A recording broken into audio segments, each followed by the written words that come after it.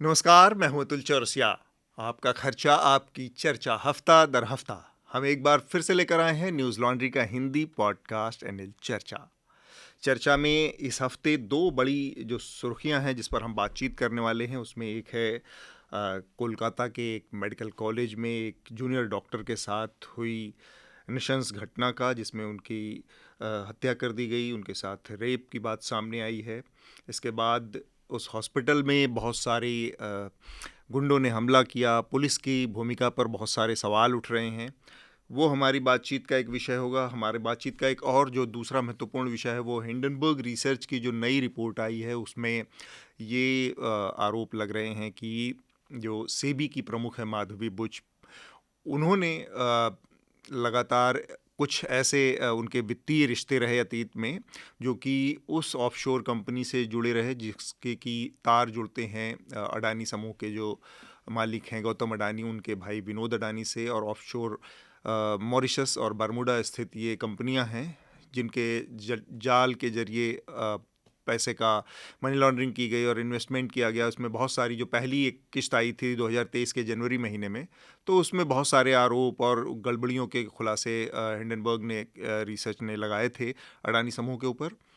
उसके बाद अब इस मामले में जो सेबी की चीफ है उनके ऊपर कुछ आरोप है। तो ये हमारी बातचीत के दो महत्वपूर्ण मुद्दे हैं। हमारे साथ जो मेहमान हैं आज, उनसे मैं आप लोगों का परिचय करवा दूं। हमारे साथ माधवन नारायणन हैं, वह बहुत सीनियर जर्नलिस्ट हैं। नमस्कार। Economic times, BBC radio, ET now, mirror now, तमाम हिंदुस्तान टाइम्स, तमाम मीडिया संस्थानों में पत्रकारिता का अनुभव है। इसके अलावा द क्विंट, इकोनॉमिक टाइम्स, और इसमें इनके लेख भी छपते हैं।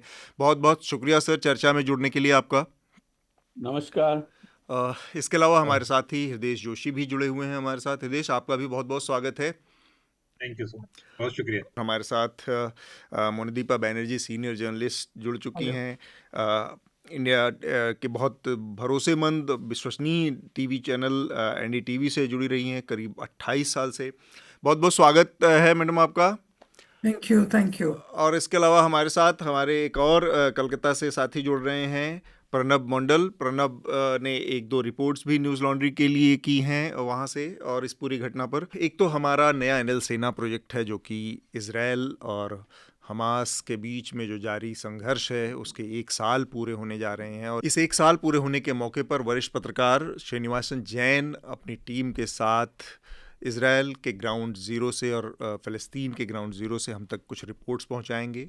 हमारे नए एनएल सेना प्रोजेक्ट को आपकी मदद की ज़रूरत है। कंट्रीब्यूट करें ताकि पत्रकारिता विज्ञापन से मुक्त होकर आप तक जनहित की खबरें पहुंचाती रहे।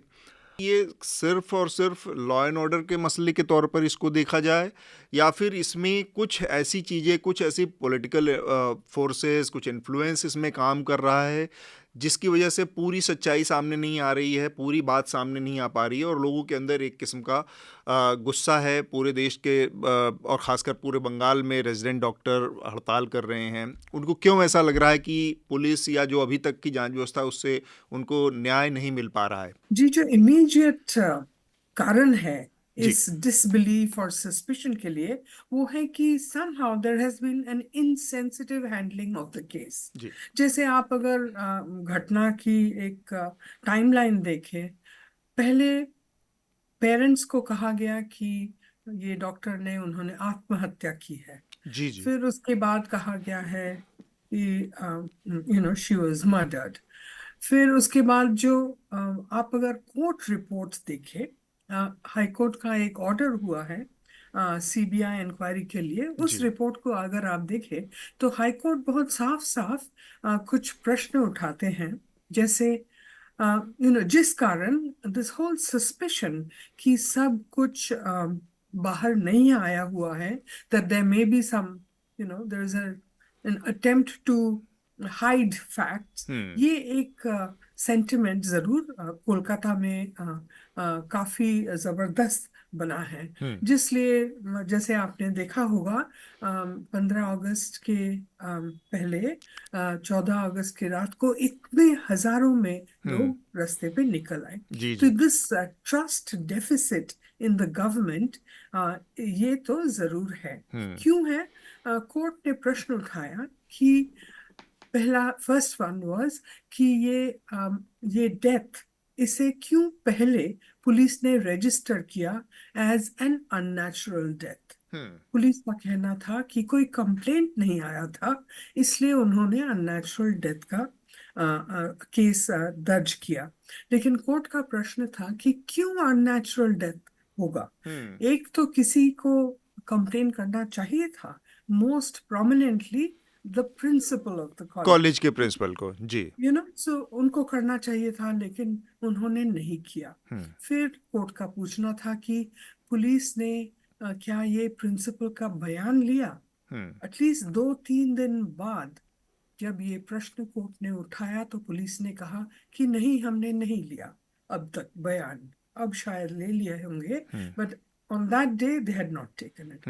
फिर उसके बाद ये अजीब एक घटना सा हुआ कि ये प्रिंसिपल रिजाइन कर दिया। लेकिन उसके बाद हम देखते हैं कि प्रिंसिपल का रेजिग्नेशन एक्सेप्ट करने की जगह the government appoints him to as principal of another medical college उनको कोलकाता इमीडिएटली में, दूसरी जगह भेज दिया गया, कोलकाता के शहर के अंदर, okay. N equally prestigious medical college. 4 घंटे के अंदर उनको वहां पे भेज दिया गया। कैंडल लाइट मार्च जो है वो शहरों में होते हैं, असली गुस्सा जो है आपको गांव में, असली का मतलब एक बहुत बड़ा इंपॉर्टेंट हिस्सा जो गुस्से का है वो गांव में दिखाई देता है। टेलीग्राफ वहां का सबसे बड़ा पेपर, उसने क्या लिखा मुझे नहीं मालूम, पर टाइम्स ऑफ इंडिया ने आज आर्टिकल लिखा है दीदी, और उन्होंने वही बात कही है जो आप कह रही हैं कि ये टोटल जो बॉचअप है वो पुलिस का ये दिखाता है क्रेडिबिलिटी का लैक होना, और इसीलिए पूरी प्रोसेस विशिएट हुई है, कमजोर हुई है। जो दिखाई दे रहा है कि ममता बनर्जी का जो हाई हैंडेड रवैया है और जो जिस तरह से वो हर चीज को कॉन्स्पिरेसी कह दे रही हैं, वो उनका रवैया शुरुआत से रहा एक तुनक मिजाज नेता का, और वो उसको दोहरा रही हैं इस वक्त। तो समझ नहीं रही हैं कि पब्लिक एंगर उनके खिलाफ बन रहा है। एग्जैक्टली ममता बनर्जी को महिलाओं के मामले में एक क्रेडिट दिया जाता है कि देश की अकेली महिला मुख्यमंत्री और नेता के तौर पर भी उनको लोग जानते हैं आज की तारीख में, और महिला रिप्रेजेंटेशन के लिहाज से भी बहुत अवेयर दिखती हैं। उनके यहाँ बहुत सारे महिला चेहरे दिखेंगे, लीडरशिप दिखती है, तो एक किस्म की इससे महिलाओं के इश्यूज़ के प्रति सेंसिटिविटी आती है।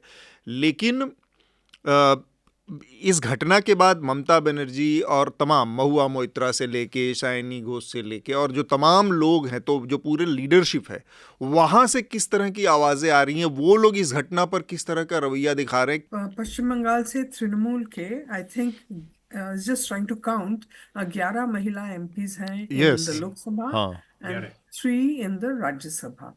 बिल्कुल। And it is a great disappointment to a lot of women activists here in Kolkata. वो कह रहे हैं मुझे कि ये महिलाओं ने कोई आवाज ही नहीं उठाया। एग्जैक्टली एक 31 साल की लड़की, इतना ब्रूटली रेप एंड मर्डर हुआ इन अ prime government hospital in the city and there is no reaction. महुआ मोइत्रो ने शायद एक ट्वीट किया है। जून माल्या उन्होंने कहा था कि हम भी प्रोटेस्ट करेंगे, लेकिन ज्यादातर जो देखने में आया कि तृणमूल के नेत्री द विमेन लीडर्स, वो इस 14 अगस्त के absolutely superb demonstration of protest इसमें ज्वाइन नहीं किया, और even if they did they were very quite about it. और ट्विटर या ऑन अदर प्लेटफॉर्म्स कोई वॉइस ही नहीं था। हिंडनबर्ग रिसर्च मामले में नई जानकारी सामने आई है, और ये जानकारी ये है कि सेबी की जो प्रमुख हैं माधवी बुच, उनके लेन देन उनका था उस कंपनी से, उस ऑफशोर कंपनी से जो बरमुडा और मॉरिशस बेस वो कंपनियां हैं, जिसे विनोद अडानी, जो कि गौतम अडानी के बड़े भाई हैं अडानी समूह के, वो संचालित करते थे। और इसकी वजह से ये एक कॉन्फ्लिक्ट ऑफ इंटरेस्ट की स्थिति पैदा होती है, क्योंकि अडानी समूह के ऊपर हिंडनबर्ग रिसर्च की एक बहुत डिटेल्ड स्टोरी ऑलरेडी आ चुकी है, और जिसमें ये तमाम बातें सामने आई थी कि किस तरह से वो मार्केट को मैनिपुलेट कर रहे थे, किस तरह से वो इस तरह का एक पैसा, अनऑडिटेड पैसा पंप कर रहे थे भारत की इकोनॉमी में, और बाज़ार के तमाम नियमों को मैनिपुलेट करके उसमें अपने हित साध रहे थे। अव्वल तो इसमें एक ट्रायंगल दिखता है। इस ट्रायंगल को मैं कॉन्स्पिरेसी थियरी की बातें नहीं करूँगा, लेकिन एक ट्रायंगल दिखता है कि जो अडानी समूह है उसके बहुत करीबी रिश्ते देश के प्रधानमंत्री से हैं, प्रधानमंत्री से ये हैं। और दूसरी चीज़ ये है कि जो सेबी का प्रमुख है वो एक कमेटी के रिकमेंडेशन पे प्रधानमंत्री ही उस चेयरमैन की नियुक्ति करते हैं। अब अडानी समूह के ऊपर ऑलरेडी बहुत सारे गड़बड़ियों के आरोप लगे थे, उनकी जांच करने की जिम्मेदारी सेबी की थी। सेबी में ऐसे आदमी को चेयरमैन बनाया गया जिसके अडानी समूह से ऑलरेडी रिश्ते थे। अब सेबी को हम क्वासी जुडिशियल बॉडी कहते हैं, यानी कि वो एक सेबी के चेयरमैन की जो कुर्सी है वो एक जज की कुर्सी की तरह है। जैसे क्रिकेट में अंपायर हैं, कोर्ट में जज हैं, और हमारे जो निवेश से संबंधित जो सिक्योरिटीज मार्केट हैं उसे उसके जज ही माने जाएंगे। अब दो तीन बातें मैं कहूँगा जो सीधे मुद्दों से संबंधित नहीं है, मगर आपको समझ में आएगी इसकी पृष्ठभूमि क्या है। ये माधवीपुरी बुच न सिर्फ पहली महिला हैं जो सेबी के चेयरमैन बनी है, चेयरपर्सन बनी है, साथ ही साथ वो पहली ऐसी व्यक्ति हैं जो प्राइवेट सेक्टर से, निजी क्षेत्र से आई हैं। आईसीआईसीआई बैंक में उनका काफी दिनों तक करियर बना रहा, जमनालाल बजाज इंस्टीट्यूट में एमबीए किया है।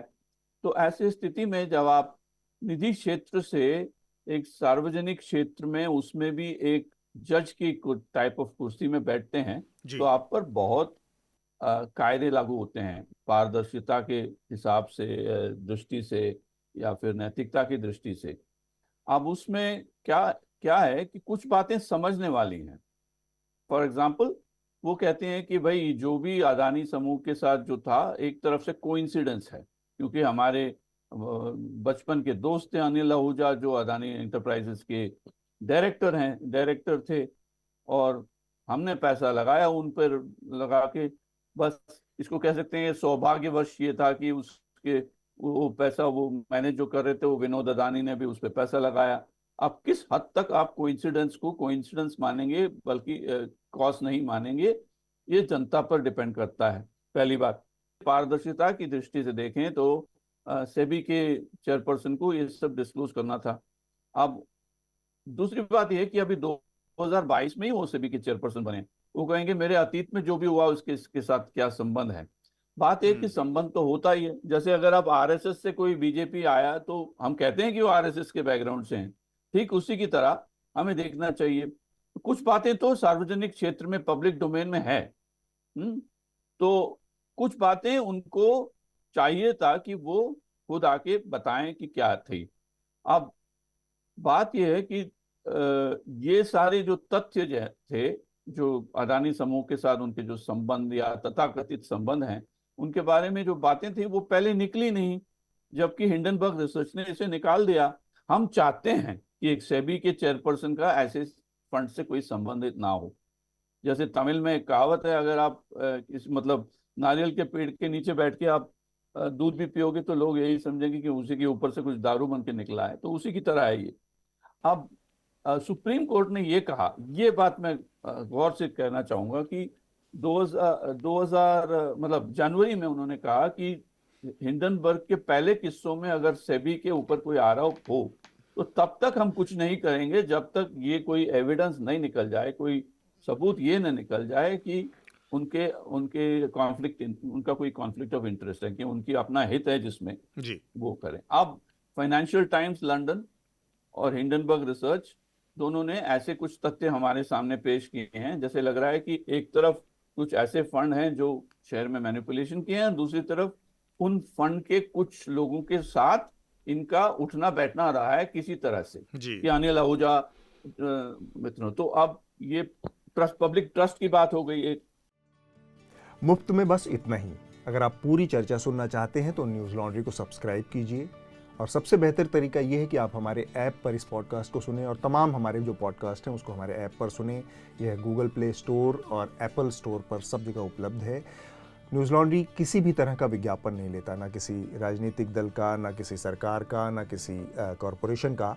हम सिर्फ और सिर्फ कोशिश करते हैं कि पब्लिक इंटरेस्ट का जर्नलिज्म करें, पब्लिक जनहित की पत्रकारिता करें, और इसके लिए लोग इसमें इन्वेस्ट करें, लोग पत्रकारिता में निवेश करें। उसका तरीका है सब्सक्रिप्शन। तो सब्सक्रिप्शन के हमारे टैग पर जाइए, वहाँ पर अपनी मनचाही रकम पे कीजिए और न्यूज़ लॉन्ड्री का सब्सक्रिप्शन लीजिए, और गर्व से कहिए, मेरे खर्च पर आज़ाद हैं खबरें।